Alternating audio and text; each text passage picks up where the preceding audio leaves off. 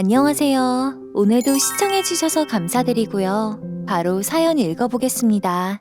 자식 농사 쉽지 않죠. 더구나 어린 아들, 딸이라면요. 전 이 결정을 지금도 후회하지 않습니다. 당신들 꼰대야, 깡패야. 나 이 집 귀한 며느리라고요. 밤일도 제대로 못하는 게? 갑작스럽게 찾아오는 비 소식처럼 인생에는 예상치 못한 일들이 꼭 찾아오는 법이죠. 제게도 그건 마찬가지였습니다.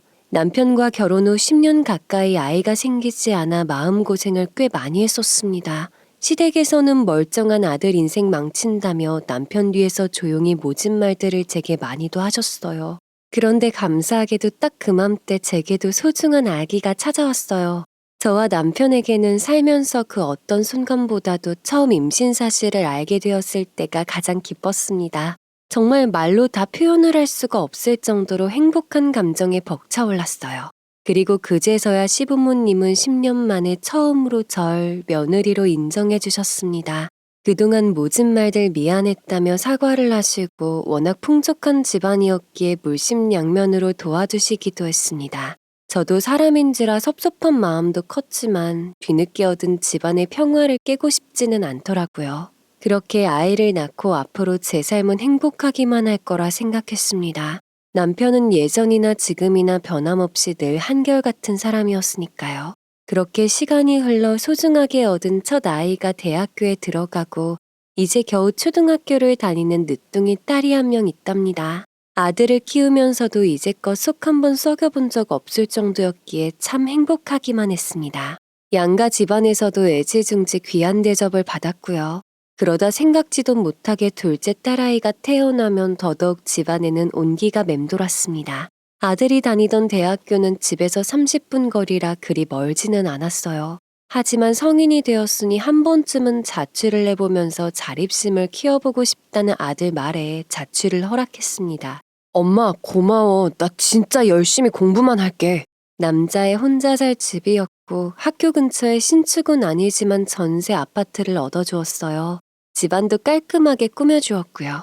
종종 집에 들러 반찬은 가져다 먹었기에 얼굴은 꽤 자주 보게 되더라고요. 그때까지만 해도 주위에서 자취하면 한 번씩 잘 들여다봐야 한다는 말에도 그저 웃고 말았습니다. 제 주위 친구들만 해도 자식들이 사고를 쳐서 하루아침에 할머니가 된 경우가 몇 있었거든요. 우리 아들은 절대 그럴 일 없을 거라 아주 자신했었네요. 그런데 왜 믿는 도끼에 발등 찍힌다는 말이 있지 않습니까? 그렇게 자취를 한 지 반년이 넘어갈 쯤이었어요. 하루는 밤 12시가 다 된 시각에 아들한테 갑자기 전화가 걸려왔습니다. 이 시간에 무슨 일인가 싶어 전화를 받았더니 아무런 말도 못하고 숨죽여 울고만 있더라고요. 자려고 누웠다가 화들짝 놀라 아들에게 물었습니다. 아니, 지훈아, 너 무슨 일 있니? 무슨 일인데 말도 못하고 울고만 있어.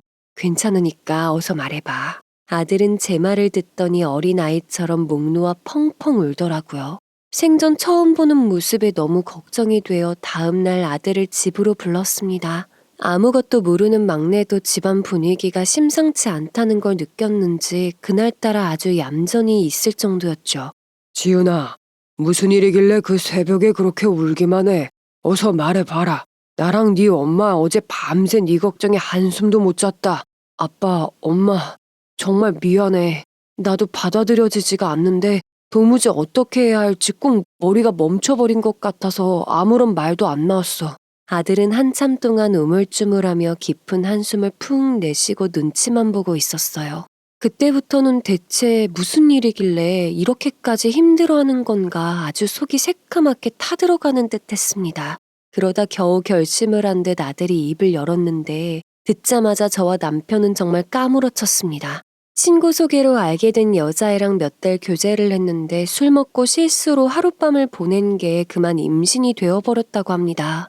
일주일 전쯤 임신 소식을 듣고 아들은 넋이 나가버렸고 그 여자애는 오히려 서둘러 결혼하자고 한다네요. 그 말을 듣는 순간 앞길이 창창한 두 젊은 애들 인생을 어떻게 해야 하나 싶어 정말 눈앞이 새하얘졌습니다. 저도 저인데 이제껏 애들 앞에서 큰 소리 한 번 안 내던 남편은 그날 난생 처음으로 아들에게 소리를 지르며 화를 냈었네요. 네가 지금 제정신이야. 네 나이가 몇인데 그런 사고를 쳐. 너 사내 자식이 뒷감당도 안 되는 짓을 벌여놓고 그 여자애랑 애를 어떻게 책임질 거야, 어? 아들은 아무런 말도 못하고 펑펑 울면서 잘못했다는 말만 반복할 뿐이었어요. 아들 자체가 모질지도 못한 애인데 속으로 혼자 얼마나 힘들었을까 싶어 안쓰러운 마음도 들었죠. 그날 순식간에 집안은 초상집 분위기가 되어버렸습니다. 겨우 달래지지 않는 마음을 달래고 아들과 다시 대화를 나눠봤습니다. 들어보니 나이는 아들과 동갑이고 부모님은 이혼을 하셔서 엄마랑 함께 살고 있다고 하더라고요. 우선 시간 끌 일이 아니다 싶어 며칠 뒤 아들을 통해 양쪽 집 어른들과 애들 다 같이 만났습니다. 기쁜 소식으로 만나는 자리가 아니었기에 분위기는 당연히 좋지 않았고요. 사실 저와 제 남편은 저희 아들 의견도 중요하지만 어디까지나 그 여자의 의견을 존중할 마음이 컸습니다. 이런 일은 자고로 여자가 대부분 감당해내야 할 몫이 많을 수밖에 없기에 최대한 어떤 생각을 하는지 들어보려고 했어요. 그런데 그쪽에서는 단번에 아이를 낳자는 쪽으로 밀어붙이시더군요. 아무리 세상이 변했다곤 하지만 어떻게 살아있는 생명을 지울 수 있겠어요. 더군다나 애들 둘이서 서로 좋다고 만나 생긴 일인데요. 어찌 되었건 지들이 좋다면 부모가 되어서 자식들 살 길은 마련해줘야 되지 않겠어요. 애들 앞날을 걱정 안 할 수가 없네요. 아직 너무 어린 나이에 벌써부터 이런 고생을 하기에는 저도 딸 가진 부모로서 참 속상합니다. 당장 군대도 안 다녀온 제 아들을 믿고 애를 낳으라는 말은 참 안 나오는 게 사실이네요. 걱정이 이만저만이 아닌 저와는 달리 오히려 생글생글 웃으며 저를 위로해 주시더라고요. 어차피 나중에 다 시집 장가 보낼 거 아니냐며 몇 년 더 앞당겨진 셈이라고 치자며 말이죠. 그 여자애는 초면에 어머님, 아버님 하며 얼마나 다정스럽게도 저희를 부르고 웃어주는지 참 저희가 당황스러웠습니다. 그날 집에 돌아와 아들에게 다시 한번 신중하게 생각을 해보자 말을 했습니다. 그런데 아들은 이제 마음을 단호히 먹었는지 아이를 낳고 싶다며 허락해달라는 말을 하더라고요. 엄마, 아빠, 물론 직업도 없고 아직 학교도 다녀야 하고 군대도 가야 돼서 말도 안 되는 상황이라는 걸 잘 아는데 살아있는 생명이잖아. 학교 졸업하고 자리 잡을 때까지만 도와주면 평생 하은이랑 내가 잘하면서 살게. 허락해줘, 응? 아들은 저와 제 남편에게 한참을 허락해달라 말을 했습니다. 그러기를 몇 시간 주말 동안 남편과 저는 집 밖으로 단 한 걸음을 나가보지 못했네요. 가만히 누워있자니 속이 콱 막혀 한숨만 나왔습니다. 그러다 아들이 저녁 시간쯤 방 안에 들어와서는 다짜고짜 무릎을 꿇는 겁니다. 엄마 아빠도 결혼하고 아기가 안 생겨서 엄청 힘들었다며. 나 이번에 이 아이 그냥 보내고 하은이랑 헤어지면 평생 힘들게 살 것 같아. 앞으로 어떻게 살지 한참을 고민해서 신중하게 계획도 세웠어. 엄마 아빠가 몇 년만 도와주면 나랑 하은이 정말 끝까지 잘 살게. 아들은 종이에 빼곡히 앞으로의 계획들을 적어서 저와 남편에게 보여주었어요. 그날 몇 시간을 내리 얘기를 하고 결국 저희는 그렇게 허락을 했습니다. 그리고 어느 주말 다시 한번 양가 어른들이 모여 대화를 나눴어요. 예식은 아이를 낳고 제대로 멋지게 치러주자 했고 신혼집은 아들에게 얻어주었던 학교 근처 아파트에서 시작하기로 했습니다. 가전제품들도 구입한 지 얼마 되지도 않아서 사실 혼수라고 할 것도 없었고요. 그리고 그 다음 주말 시댁에 가서 시부모님께 이런 상황을 말씀드렸어요. 당연히 기가 차고 말도 안 된다고 펄쩍 뛰시며 절대 안 된다고 난리가 나셨어요. 사실 저희 시댁이 대대로 물려받아 운영하는 공장이 있습니다. 꽤나 큰 회사여서 저희 아들도 대학을 졸업하면 꼭 입사하고 싶다고 했었고요. 저희 아버님은 은퇴 후에 제 아들에게 물려주고자 하는 마음이 크셨습니다. 제 남편은 물려받고 싶은 마음이 전혀 없는 사람이었습니다. 지훈이가 만약 끝까지 예쁘게 잘 산다고만 하면 나는 뭐 큰 욕심 없다. 언제 끝까지 못 살 바에야 애초에 시작을 하지 말아야 돼. 아들은 모든 허락을 받고 나니 이제야 마음이 편해졌는지 한동안 잃었던 웃음을 다시 되찾았습니다. 지나간 일은 후회해봐야 돌이킬 수도 없는 노릇이고 아직 나이도 어리니까 몇 년은 고생하겠지만 더 빨리 자리 잡아 행복하기만을 바랬어요. 그런데 참 인생이라는 게 내 마음처럼 되진 않다는 걸 다시 한번 깨달았네요. 제게도 그렇게 며느리가 생긴 후로 참 마음이 조심스러웠습니다. 행여나 부담스럽진 않을까. 전화 한 통 하는 것도 사실 처음에는 좀 주저하게 되더라고요. 가뜩이나 임신 초기인데다가 이런저런 일들로 마음고생이 컸을 테니까요. 그러던 중 저희 시아버지 생신날이 되어 토요일 점심을 다 같이 함께 하기로 했습니다. 시간 맞춰 예약해둔 소고기집에서 보기로 했는데 약속 시간보다 몇 분이라도 일찍 오면 좋으련만 아들, 며느리 둘 다 약속 시간이 지나도 오지를 않더라고요.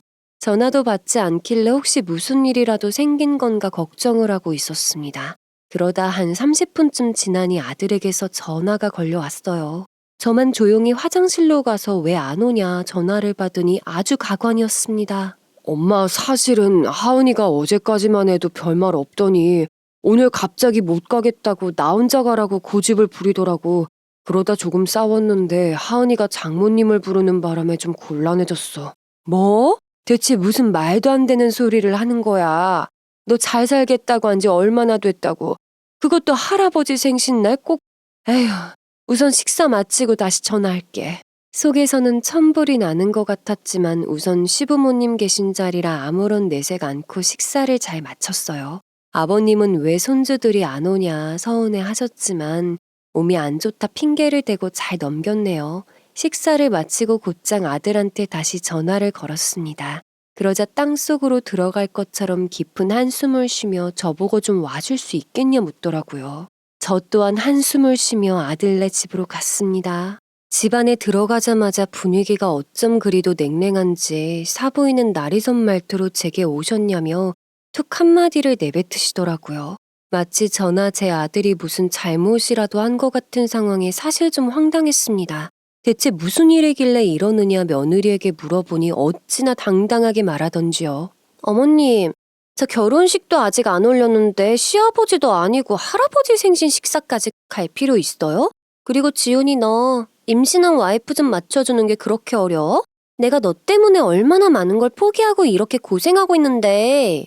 그 말을 듣자마자 순간 한 대 맞은 듯 어이가 없어 할 말을 잃었습니다. 저 단 한 번도 며느리에게 시댁 행사에 참여하라고 강요한 적 없었어요.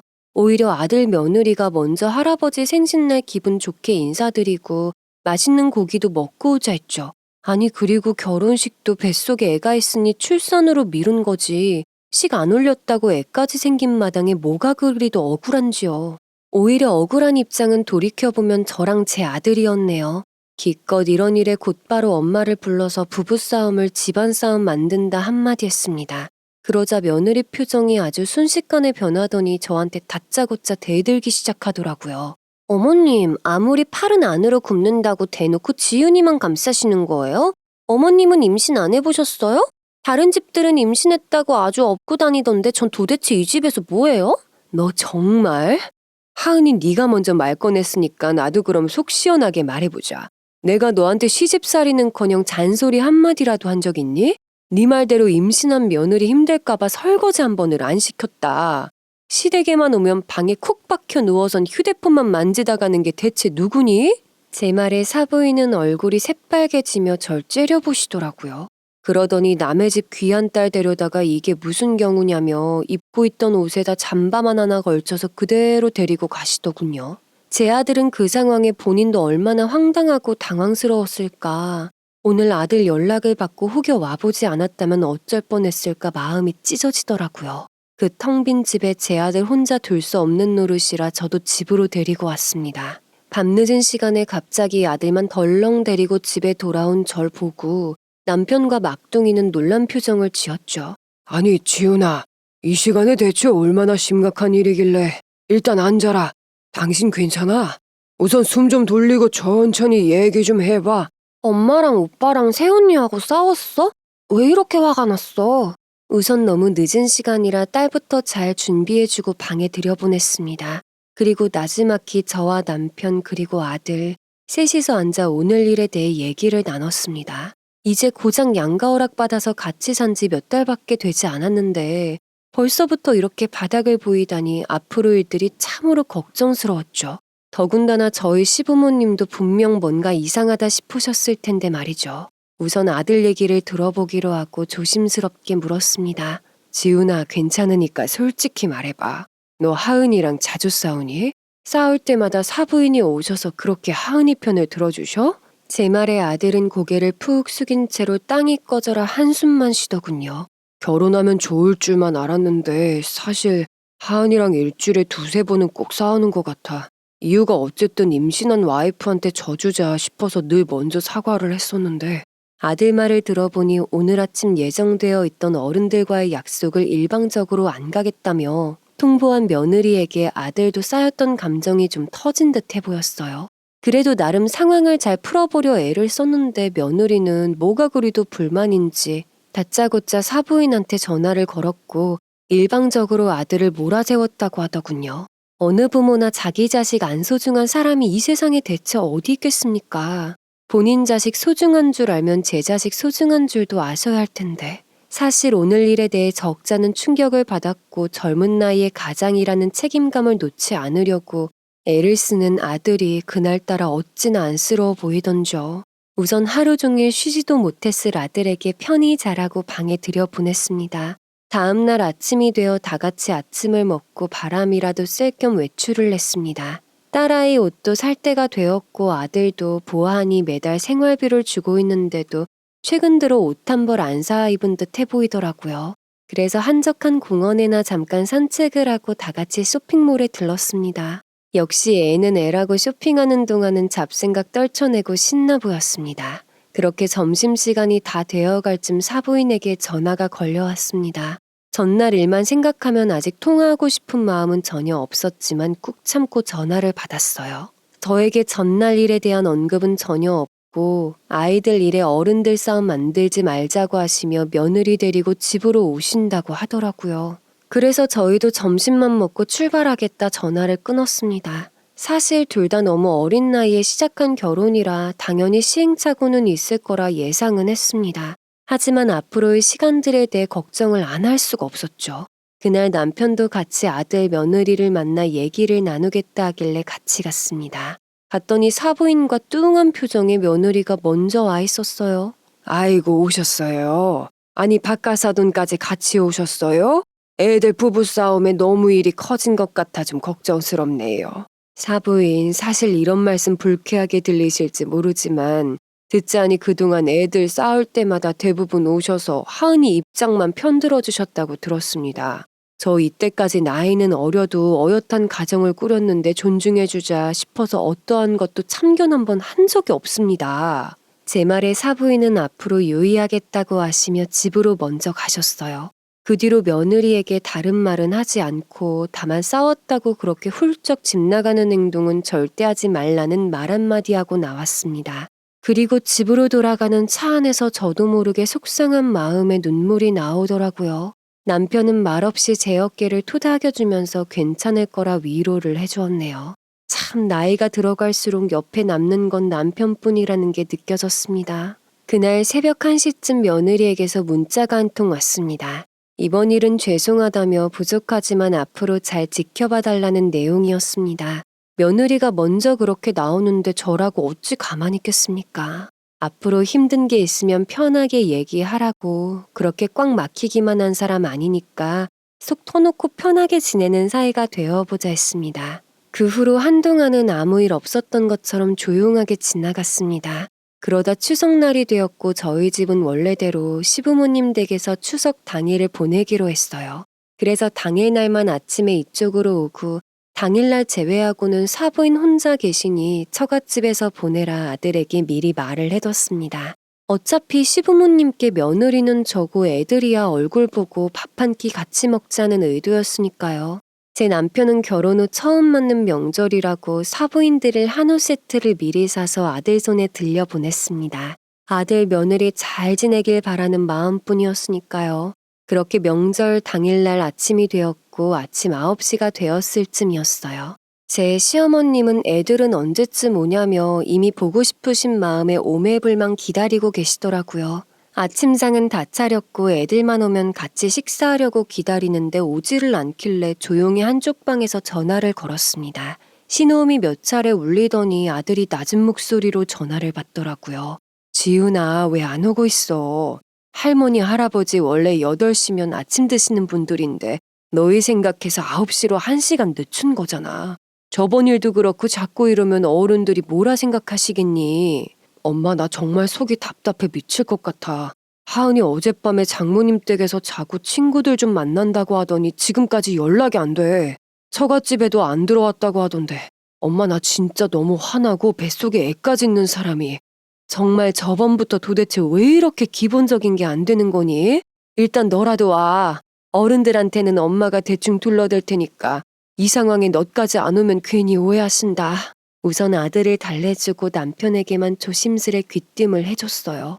명절날 아침부터 초상집 분위기가 되고 싶진 않았으니 말이죠. 이윽고 얼마 지나지 않아서 멀끔히 차려입은 아들이 도착했습니다. 아니 지훈이 왜 혼자 오냐? 네 각신 어디 가고? 어머님 제가 오지 말라고 했어요. 입덧이 너무 심해서 음식 냄새도 못 맡는 지경이라 하길래 괜히 와서 고생만 할까 싶어서요.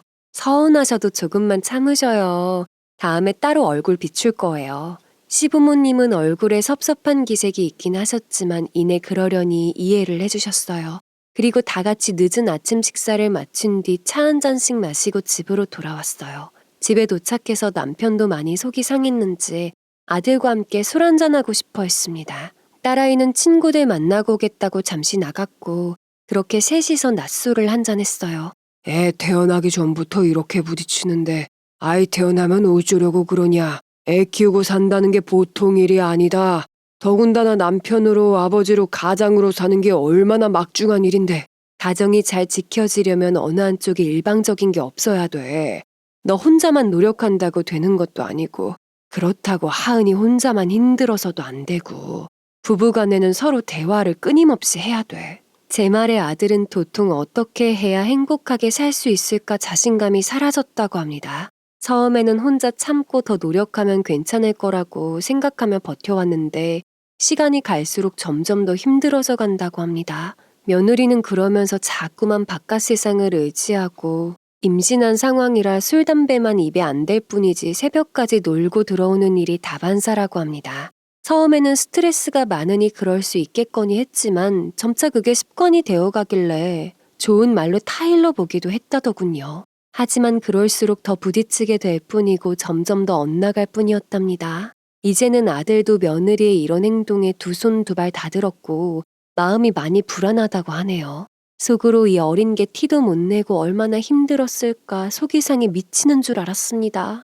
그날 아들을 껴안고 한참 같이 울며 그동안 마음고생 많았다 토닥여 주었어요. 그리고 그날 저녁이 다 되어서 며느리에게 전화가 오더라고요. 아들도 이번에는 먼저 미안하다고 굽히지만은 않겠다며 마음을 먹고 통화를 하더라고요.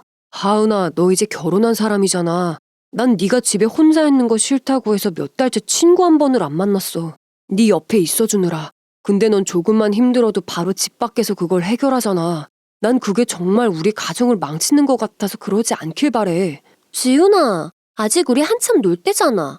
내가 밖에 나가서 남자를 만나는 것도 아니고 좀 이해해주면 안 돼?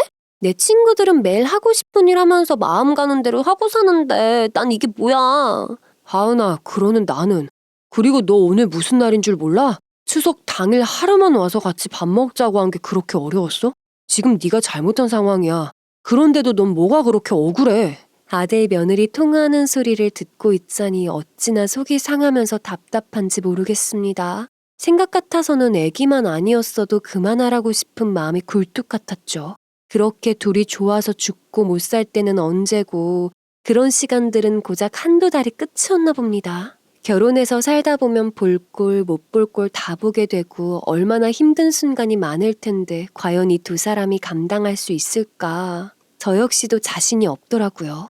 결국 그날도 아들과 며느리는 결국 싸움이 번져 감정이 상한 채로 전화를 끊더라고요. 아들은 당분간 집에서 마음 편히 쉬다가 가겠다고 하길래 그러라고 했습니다. 평소 같았으면 아무리 그래도 집을 비우지는 말라고 했을 저인데 참 속상하더군요. 그렇게 하루 이틀 지나고 이번에도 사부인께 전화가 걸려왔어요.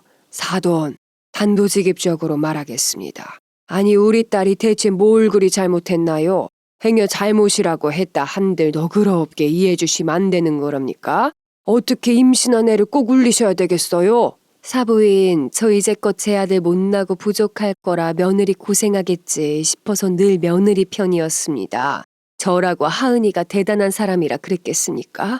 내 아들 하나 믿고 온 애한테 상처 안 주고 싶어서 제 자식만큼은 안 되더라도 참 예뻐했습니다. 그런데요, 이건 경우가 아닙니다. 며느리가 한 행동들을 보고 있자니 수많은 생각들이 스쳐가더라고요. 어른 알기를 우습게 하는 것부터 거의 대부분 본인 감정이 더 중요한 아이였습니다. 조금이라도 신경이 거슬리는 날이면 제 아들은 영락없이 그 비위를 다 맞추느라 죽어났고요. 뱃속의 아이는 하루하루 자라는데 부모라는 애들이 이런 모습이라니 참 답답했습니다. 아이를 맞을 준비가 하나도 되어 있지 않잖아요. 사부인은 사부인대로 본인 딸 자식이 너무 귀해서 귀한 대접 받기만을 원하지 고생 안 시키고 싶다는 입장이고요. 일이 자꾸만 이렇게 꼬여가고 저 또한 마찬가지였습니다. 내 자식 귀한 만큼 남의 자식도 귀하죠. 아무리 애를 써도 물론 내 자식한테 한 번 더 마음이 가는 게 당연하겠지만 매번 편가르기도 아니고 제 아들만 죽일 놈이 되어버리는 게 용납이 안 되더군요. 그래서 저도 그 순간만큼은 안 되겠다 싶어 독하게 밀고 나갔습니다. 정 그러시면 사돈, 그렇게 아까워 품에 데리고 있고 싶어 하시니 그렇게 하세요. 툭하면 나가버리고 밖에 나가서 임신한 채로 술집에 있다 새벽에 들어오는 게 잘한 겁니까? 아니면 어른들 약속보다도 제 기분이 더 중요한 게 잘한 일이랍니까? 지금 말 다 하셨어요? 좋습니다. 앞으로 그 집에 제 딸 보낼 일은 절대 없을 테니까 그렇게들 알고 아주 잘들 살아보세요. 웬만해서는 이런 말은 안 하려고 했는데 어찌나 속에서 천불이 나던지 모릅니다. 자식은 부모의 거울이라고 하는데 사부인의 이런 모습을 보자니 며느리도 오죽할까 싶네요. 제 아들도 그동안 짧았던 몇 달이 얼마나 힘들었는지 선뜻 집으로 돌아가겠다 말을 안 합니다. 오히려 자기가 못나고 부족해서 가정 하나도 제대로 못 지켰다며 낙심할 뿐이었죠. 제 남편은 그런 상황을 지켜보며 며칠간은 별 말이 없었습니다. 그러다 며칠이 지나고 금요일 저녁쯤 되었을 때 얘기를 꺼내더라고요. 지훈이 너 어떻게 해? 생각은 좀 해봤냐? 내가 아무리 생각을 해봐도 하은이라는 애 자체가 지금 당장 결혼을 하고 애를 키우면서 살 사람이 못 되지 싶다. 남편은 그 말과 함께 출산 전에 하루라도 빨리 해결점을 찾아보자는 입장이었어요. 정말 최악의 경우라면 이혼을 불사하고서라도 아이를 생각해야 한다고 말이죠. 아이가 무슨 죄가 있어서 이런 불안한 관계 속에서 태어나야 되겠어요. 그 누구보다 사랑받고 보호받아야 하는 게 아이인데 말이죠. 마냥 이렇게 지낼 수는 없으니 며느리에게 연락을 했습니다. 하은이 너랑 얘기를 좀 해봤음 하는데 밖에서 만나는 게 좋겠니? 아님 집에서 보는 게 편하겠니? 아무래도 내가 움직이는 게 더 나을 테니 일요일 점심쯤 해서 좀 보자. 그렇게 일요일 점심 며느리를 바깥에서 따로 만났습니다. 그 사이 마음고생을 좀 한 건지 얼굴이 왠지 헬쓱해 보이더라고요. 며느리에게 그동안 어떻게 지냈는지 몸은 괜찮은지 먼저 물었습니다. 그러자 제 말에 울컥했는지 눈물이 맺히면서 죄송하다고 먼저 사과를 하더라고요. 어머님 죄송해요. 사실 제 행동이 그동안 너무 잘못됐었다는 거 저도 알고 있어요. 지훈이도 똑같이 힘든 사람인데 제가 늘 저만 생각했어요. 하은아. 너희 두 사람 예정에도 없던 갑작스러운 임신에 당연히 힘들다는 건 모두가 알아. 그런데 너희 둘이 좋아서 시작한 결혼 아니니? 벌써부터 힘들어서 툭하면 밖으로만 나가고 새벽까지 임산부가 술집에 있다 들어오고 명절에는 말없이 외박까지 하는 게 난 참 그래. 제 말에 순순히 잘못을 인정하면서 의외로 먼저 사과를 하는 며느리였어요. 그동안 제 아들과 떨어져 지내는 동안 많이 반성도 했다고 하면서요. 매일 같이 있다 보니 익숙해지고 당연하게 생각하게 되었다고도 하더군요. 앞으로는 잘 살 테니 한번 지켜봐 달라고 하면서 웃는 얼굴로 다가오는 며느리를 보자니 마음이 참 힘들었습니다. 며느리 말을 믿고 덜컥 그래라 하고 아무 일 없던 것처럼 하기엔 너무 힘들었고요. 그날 집으로 돌아와서 곧장 아들과 진솔한 대화를 나눴습니다. 아들은 며느리가 저번처럼 대들기라도 하면 어쩌나 속으로 걱정을 많이 했다고 하더라고요. 며느리가 했던 말들을 그대로 전해주며 아들 생각을 물었습니다. 우선은 너랑 하은이 두 사람 생각이 가장 중요해. 너희 둘 다 아직은 어리고 모든 게 처음인 만큼 당연히 처음부터 안 힘들 수는 없어. 그래도 둘이 마음 합쳐서 잘 살아보겠다고 하면 아들 생각도 며느리 생각과 같아 보였어요. 서로 떨어져 있는 동안 후회되는 일들이 많았고 돌이켜 생각을 해보니 더 좋은 방법이 있었는데 어리석다는 생각도 들었다고 하네요. 두 사람 생각이 같고 무엇보다 잘 헤쳐나가보고 싶어하는 의지가 있으니 그 주말 다시 아들을 돌려보냈습니다. 다만 신신당부를 했어요. 매사에 참기만 한다고 해서 능사가 아니라고, 옳고 그런 건 분명하게 구분할 줄 알아야 한다고 말이죠. 그리고 일부러 한동안은 어떤 연락도 먼저 하지 않았습니다. 아직은 서로만 생각을 하기에도 벅찰 테니까 한 발 물러서서 지켜봐주자 싶었습니다. 남편은 한동안 유달리 어느 때보다 제 걱정을 많이 했어요. 그 시기에 하필이면 갱년기가 시작되어 심적으로 굉장히 힘든 나날을 보냈습니다.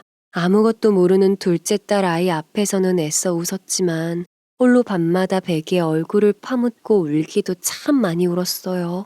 밥맛이 없는 건 물론이거니와 갱년기라는 게 참 무섭더군요. 몸도 힘든 데다 마음까지 힘드니 하루에도 몇 번씩 지옥을 오가는 심정이었습니다. 더군다나 아들, 며느리 문제를 모른 척 할 수가 없으니 직면하고 있는 상황들이 참 힘들게 다가왔습니다. 그래서 두세 달 가까이 남편과 시간이 날 때마다 등산을 시작했습니다.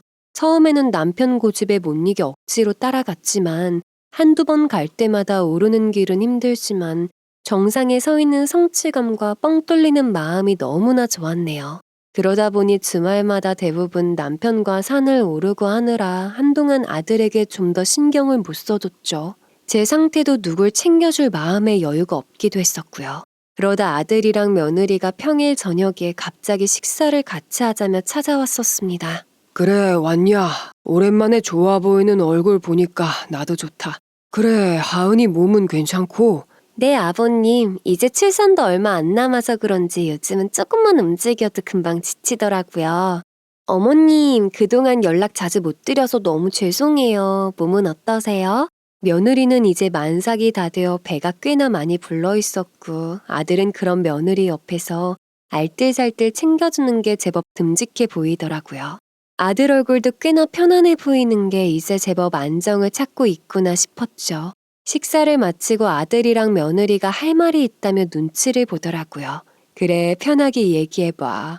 무슨 말을 하려고들 그렇게 눈치를 보고 있어?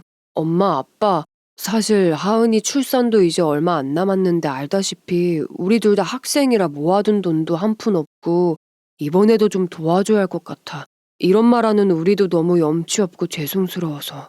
얘, 너희들은 결혼 전에 약속했던 거 그새 까먹었니? 너희들 자리 잡을 때까지 몇 년은 도와주겠다고 했었잖아. 이미 약속한 걸 가지고 뭘 그렇게 힘들게 말을 꺼내니. 며느리는 제 말에 감사하다는 말과 함께 조리원 목록을 곧장 보여주더라고요. 미리 마음에 드는 곳을 몇 군데 골라뒀다며 말이죠. 금액대는 사실 웬만한 집에선 헉소리 날 정도로 꽤나 큰 금액이었습니다. 거기다가 조리원에서 퇴소를 하면 산후도우미를 한동안 쓰고 싶다는 말을 하더라고요. 어린 나이에 출산한 만큼 관리도 제대로 해서 얼른 회복하고 싶어서요. 하루 종일 애기 보면 제 관리할 시간도 없고 이미 동기들보다 한참 뒤처졌는데 이제라도 얼른 돌아가고 싶어요. 사실 저나 남편이나 제 아들을 만나 아이를 갖고 10달 동안 뱃속에 품다가 낳는 일조차 얼마나 몸이 망가질 텐데 그렇게라도 도와주자 싶었죠. 물론 금액대가 부담스럽긴 했지만 그렇다고 못해줄 일은 아니었으니까요. 흔쾌히 그렇게 하라 허락을 하고 출산하기 전에 오붓한 시간 많이 보내라고 용돈도 쥐어 보냈습니다.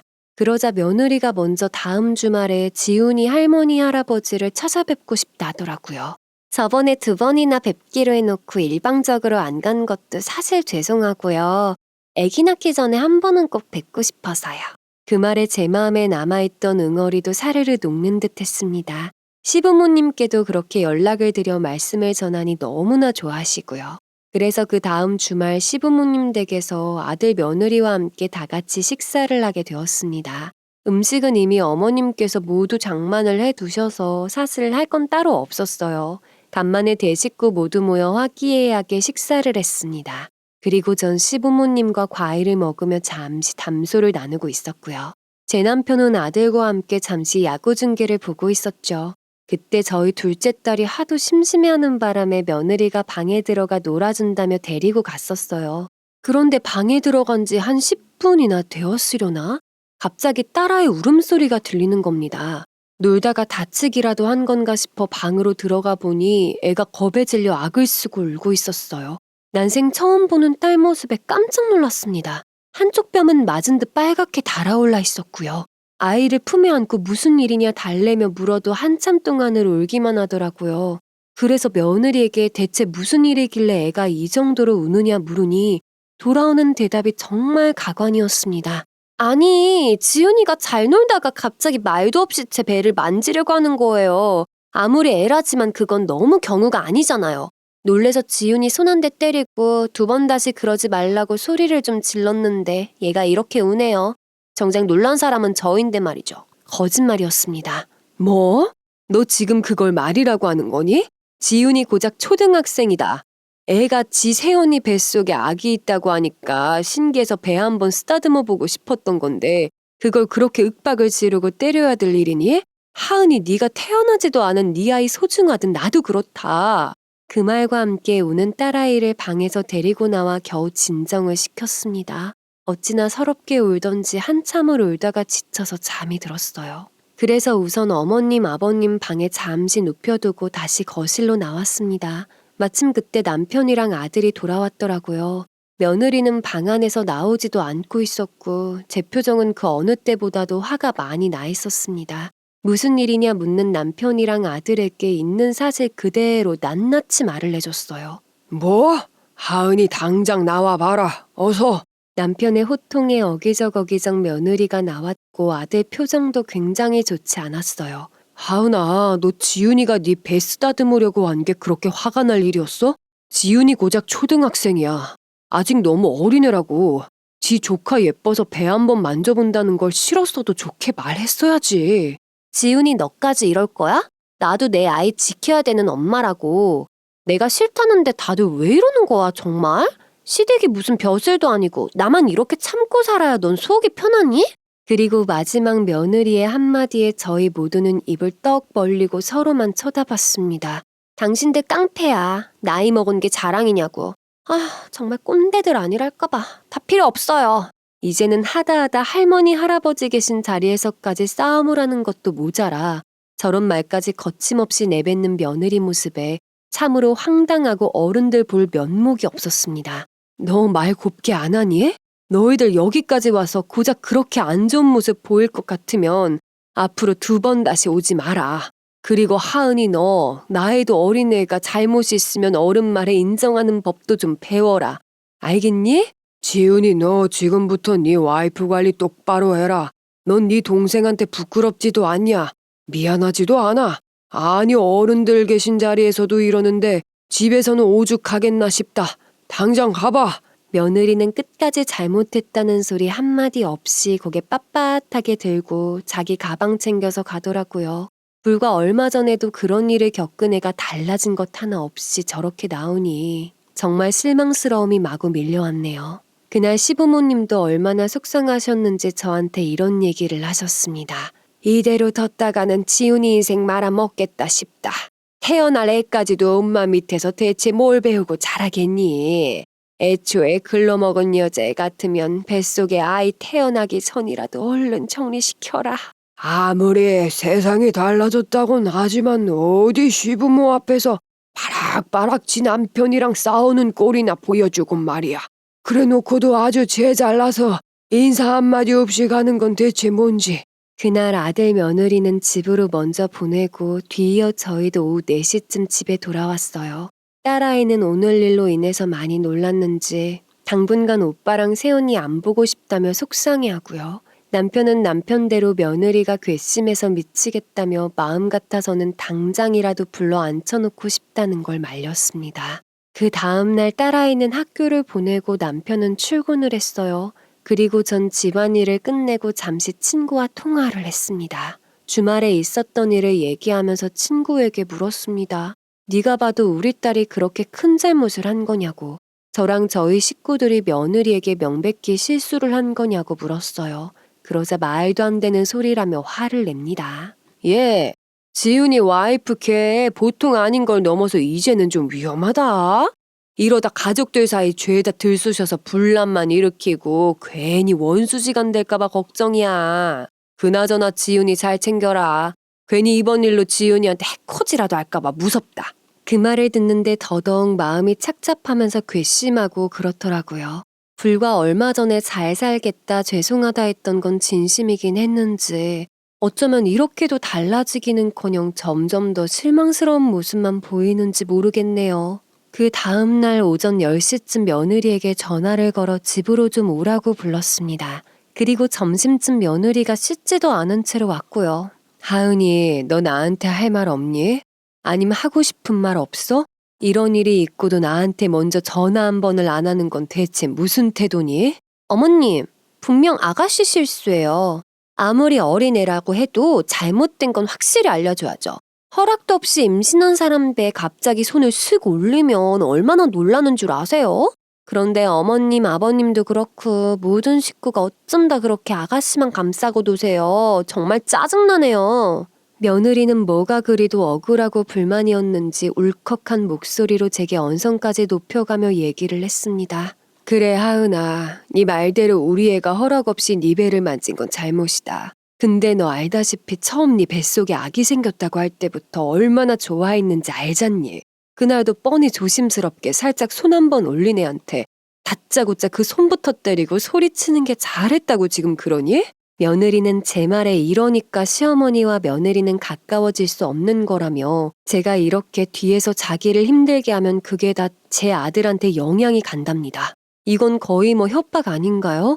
듣는데도 참 기가 차고 이런 말까진 안 하려고 했는데 어머님은 나중에 아가씨가 이런 일이 있어도 그렇게 말씀하실 수 있어요? 그냥 어린 나이에 고생하는 게 안쓰럽게 생각해서 잘해주셔야지. 저도 저희 집에서 손에 물 한 방울 안 묻힌 귀한 자식이에요. 며느리 말은 갈수록 정말 산 넘어 산이었습니다. 저도 이날 며느리가 이렇게까지 당돌하게 밀고 나올 줄은 몰랐는데 참 예상을 뛰어넘어 당돌한 애였네요.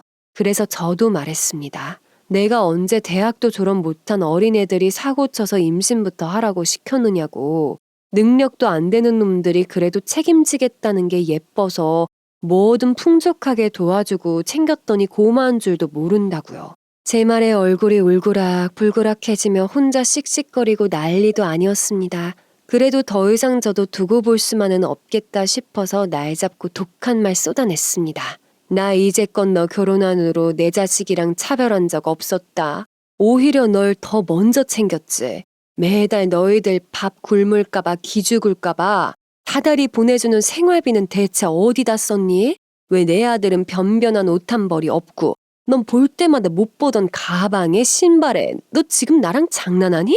아들 며느리 출산 후 학교 졸업해서 취직할 때까지는 도와주겠다는 약속을 지키려고 매달 생활비로 꽤 넉넉한 돈을 보내주고 있었어요. 그런데 그 돈을 며느리가 관리한다고 들었는데 제 아들은 그렇게 쇼핑 좋아하던 애가 신발 한 켤레 사는 모습을 못 봤습니다. 반면 며느리는 매번 볼 때마다 명품 가방에 신발에 뭘 그리도 어린애가 사치를 부리는지요. 그런 건 지들 앞가림 잘하고 충분히 여유될 때 하면 대체 어느 누가 뭐라고 하겠습니까? 그런데 며느리는 제 말에 눈을 부라리며 소리를 지르더라고요. 돈 가지고 사람 어떻게 해볼 생각 말라면서요. 그 말까지 들어가며 1,000만 원 가까이 되는 산후 조리비용 주고 싶지도 않더라고요. 그래서 이달부터 생활비며 일절 지원 없을 거고 앞전에 보내준 조리비용 다 다시 보내라고 했습니다. 둘이 알아서 잘 살아보라면서요. 그러자 이런 상황에 돈도 없어서 거지처럼 살 바에야 더 이상 안 산다는 말까지 내뱉더군요. 차라리 애초부터 이런 애라면 애 낳기 전에 더 깊어지기 전에 오히려 잘 되었다 싶었습니다. 그 자리에서 아들한테 바로 전화를 걸어 집으로 불렀습니다. 그러자 아들이 오자마자 며느리는 그 자리에서 묻더라고요. 자기와 아기만 바라보면서 집이라는 연 끊고 살 건지 아니면 자기랑 정리하고 집으로 돌아갈 건지요. 그러자 아들은 그게 무슨 소리냐며 버럭 한마디를 했습니다. 야 이하은, 너 진짜 해도 해도 너무한다. 네가 오늘 엄마랑 단둘이 만나겠다고 해서 난 또 사과라도 하려는 줄 알았다. 근데 뭐? 엄마 앞에서 인연을 끊던지 결정을 하라고? 미쳤어? 나 더 이상 열받게 하지 마. 나도 이 이상은 못 참으니까 네가 여기서 결정해.